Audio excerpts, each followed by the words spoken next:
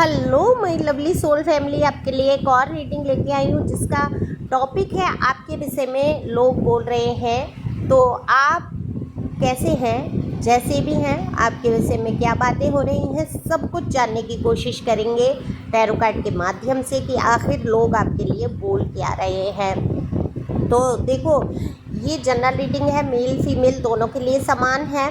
पहली बार आप आए हैं तो सब्सक्राइब करके, कमेंट्स करके अपनी एनर्जी को सेंड कर सकते हैं, शेयर कर सकते हैं, लाइक कर सकते हैं, जिससे कि वीडियो आगे जाए, किसी के काम आ सके। दिए हुए नंबर पे संपर्क कर सकते हैं पर्सनल रीडिंग के लिए।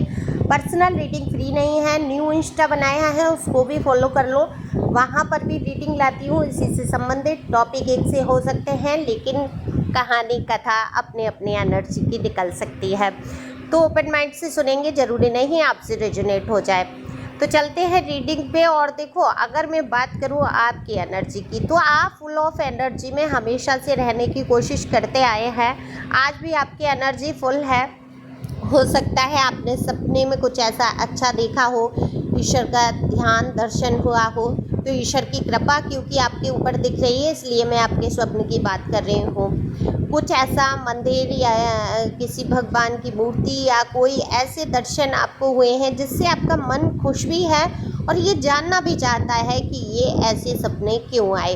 तो आपके लिए शुभ संकेत वाले सपने यहाँ पर मुझे दिख रहे हैं, जो कि आपके जीवन में बताते चल रहे हैं कि अब आपको चिंता करने की आवश्यकता नहीं है, क्योंकि अब ईश्वर ने आपको थाम रखा है। क्योंकि ईश्वर अपनी प्रेजेंस दिखा रहे हैं, ऐसे आप नहीं समझ पाते, ईश्वर को भी दोष दे देते हैं, प्रभु आप कुछ देख ही नहीं रहे हो। क्योंकि यहाँ पर आर्थिक स्थिति भी आपकी डगमगाती हुई मुझे दिख रही है। जिस हिसाब से आप चाहते हैं उस हिसाब से कुछ चीज़ें नहीं हो रही हैं आपके मन मुताबिक।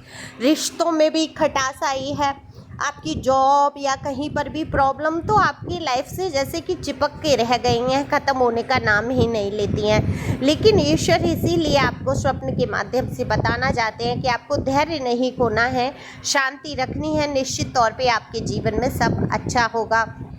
तो आप प्रसन्न रहने की कोशिश कर रहे हैं। तो लोग आपके विषय में हमेशा से बात करते आए हैं, जो कि आप लोगों का पसंदीदा टॉपिक भी है और मैं इसी टॉपिक पे रीडिंग भी करती हूँ। तो यहाँ पर देखो, लोग तो आपके लिए कह रहे हैं कि आप अपने आप में रहने लगे हैं, आप दूसरों की उतनी परवाह नहीं कर रहे हैं, सोच नहीं रहे हैं, ईगो से भर चुके हैं। या तो आपको घमंड आ गया है या फिर आप शांत हो गए हैं, जीवन में बहुत दुखी हैं। ऐसा लोग प्रयास कर रहे हैं बोलने का, क्योंकि आपने दूरी तो बनाई है समाज से, जैसे मन सा भर गया है, जैसे जीवन के विषय में आपकी सोच ही अलग दृष्टि से जा रही है। आपको ऐसा लगता है कि ये सारी चीज़ें व्यर्थ होती जा रही हैं, क्या ही रखा है, मर के तो जाना ही है, हो सकता है कब मैं मर जाऊं, क्योंकि इतनी मृत्यु की खबर, इतने वीडियो, इतनी ऐसे ऐसे हालात आप देख रहे हैं समाज में। तो अब आपको अपनी ज़िंदगी का भी भरोसा नहीं रहा है। आपको पता है कि एक कांच जैसी ज़िंदगी जब एक झटका लगेगा टूट के बिखर जाएगी। दिल तो आपके टूटा ही, आपके जीवन में तकलीफ़ें भी बहुत आई, लेकिन आपने बहुत संभाला अपने आप को। तो अब मन में कहीं ना कहीं ये बैठ चुका है कि अब क्या ही झूठे नाते रिश्ते रखना, क्या ही झूठा सच्चा रिश्ते को निभा के आगे चलना, पता नहीं ये जीवन का कब अंत हो जाए। ये व्यर्थ की दुनिया, जैसे कि आपको सारा कुछ व्यर्थ लगने लगा है। देखो, व्यर्थ मत समझो, व्यर्थ सही बात है, जैसे किसी दूसरे की चर्चा, किसी दूसरे को नीचा दिखाना या किसी के बारे में आलोचना कर देना। देखो, आलोचना ठीक भी है, लेकिन बुराई करना, आलोचना पता है क्या होती है? जब हम किसी इंसान को ऊंचा उठते हुए देखना चाहते हैं, फिर हम आलोचक बनते हैं, उसकी कमियों पे इंगित करते हैं। ऐसे निंदक लोगों को ही कहा है कवि ने कि निंदक नीरे राखिए आंगन कुटी छबाए, कि ऐसे आलोचकों को अपने पास आसपास रखना चाहिए, जो आपका भला चाहकर आपकी उन बुराइयों पे इशारा करते हैं जो आपको खुद नहीं पता चल रही हैं और आपकी उन्नति में रुकावट बन रही हैं। तो ऐसे लोगों को तो प्रणाम करना चाहिए। लेकिन जो व्यर्थ के लोग हैं, जो सिर्फ आपके दिल को तोड़ना ही चाहते हैं, आपको नीचा दिखाना ही चाहते हैं, उनकी बातों पर आपको गौर करने की आवश्यकता नहीं है। देखो, खुश रहो, ये जीवन जब तक है तब तक तो आपको जीना है ना। उदासी से, निराशा से भर जाने से होगा क्या, बताओ? कोई चीज़ अगर जहाँ आप सफलता हासिल करना चाहते हैं वो नहीं हो पा रही है या लेट हो रहा है, क्योंकि ईश्वर के घर में देर है अंधेर नहीं। आपकी मेहनत अगर सच्ची है, लगन सच्ची है, तो मेहनत तो रंग लाती ही है। ऐसा हो नहीं सकता कि अगर आपने पूरे मनोयोग से मेहनत की है, कोई कमी छोड़ी ही नहीं है, तो वो काम रह जाएगा। नहीं, बिल्कुल आप जितना मेहनत कर लेंगे, क्योंकि यहाँ कार्ड है मेहनत का कि आप जितना मेहनत करेंगे उतना ही जीवन में प्राप्त करेंगे। चाहे वो रिश्तों में भी आपको ही मेहनत करनी है, आप देते भी आए हैं रिश्तों में, पूरा अपना 100% आपने दिया है रिश्ते निभाने में, उतना आपके साथ नहीं हुआ है रिटर्न में। देखो, लोगों ने आपको नीचा दिखाने की भी बहुत कोशिश की है, लोग आपको घमंडी बोल के नीचा दिखाने की कोशिश कर रहे हैं, जबकि आप घमंडी नहीं हैं, आप दूसरों से थोड़ा सा अलग होते जा रहे हैं। अब ये घमंडी कौन कह रहा है आपको? कौन कह रहा है आप ईगो से परे हैं? वही लोग कह रहे हैं जो कल तक आप पर शासन करना चाहते थे, आपको नीचा दिखाना चाहते थे, आपका मनोबल तोड़ना चाहते थे। वही उन्हीं लोगों से आपने दूरी बनाई है। ऐसे लोगों से को आपने कट ऑफ कर दिया है, इग्नोर करना आप सीख गए हैं, तो आपने इग्नोर कर दिया है, तो इनको बर्दाश्त नहीं हो रहा है। देखो, जिनके पीछे आप कभी पागल रहो, है ना, जिनके लिए रोते रहो, उनके एक एक पल, एक एक क्षण के लिए आप तरसते रहे, आप प्यार की भावनाओं से भरे ओतप्रोत इंसान, है ना, भावुक तो आप हैं ही, इतने इमोशनल इंसान, इतने इमोशनल पर्सन या पर्सनी जो भी आप हैं, मेल फीमेल, लेकिन आपके इमोशन को समझा किसने? किसी ने भी नहीं। आपके दर्द को, आपके दुख को किसने समझा? किसी ने नहीं। जबकि आप पे आरोप लगाते चले गए लोग, आरोप पे आरोप लगाते चले गए कि आप स्वार्थी हैं, कि आप घमंडी हैं, आप किसी की सुन नहीं रहे हैं, आप ऐसे हैं, पैसे हैं, और आप तो अपने ही आप में मगन रहने वाले हैं, आप अपनी उन्नति के बारे में सोचते हैं। ये तमाम बातें करने वाले लोग आपको अब नीचा नहीं दिखा पाएंगे, मजाल नहीं है किसी की, क्योंकि आप हैं ही नहीं ऐसे।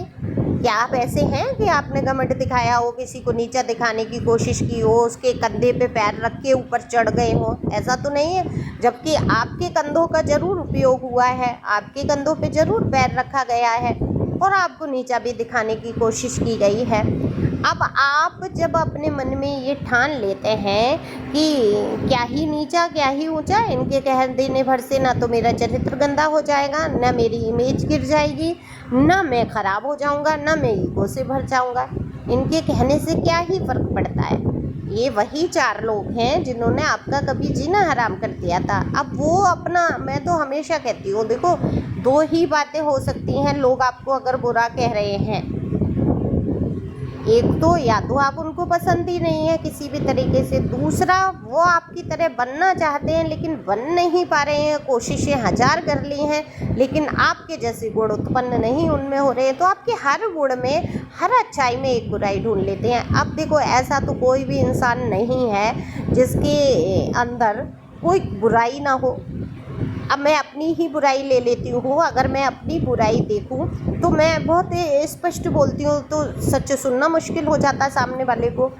दूसरा, मैं लेट सो के उठती हूँ, तो मेरी सबसे बड़ी बुराई यही है, मैं सुबह मेडिटेशन कर लूँगी, कुछ भी कर लूँगी और फिर मैं दोबारा सो जाऊँ, तो ये सबसे बड़ी बुराई है। मुझे भी पता है ये मेरे अंदर बुराई है, लेकिन मेरा जीवन है, मैं सुकून के 2 पल सो भी नहीं सकती क्या? तो बिल्कुल मैं सो सकती हूँ, आप भी सो सकते हैं। अब ये उदाहरण के तौर पे मैंने बताया कि ये छोटी छोटी सी कमियाँ, और हो सकता है और भी कमियाँ मेरे अंदर हों जो लोगों को दिख रही हों और मुझे ऐसा लग रहा है मैं परफेक्ट हूँ, है ना, लेकिन क्या मैं उनकी बातें सुन के नीचा देखने लगूंगी? क्या मनोबल तोड़ दूंगी? क्या संसार से कट ऑफ हो जाऊंगी? क्या मैं फैशन नहीं करूंगी? क्या मैं हंसूंगी नहीं?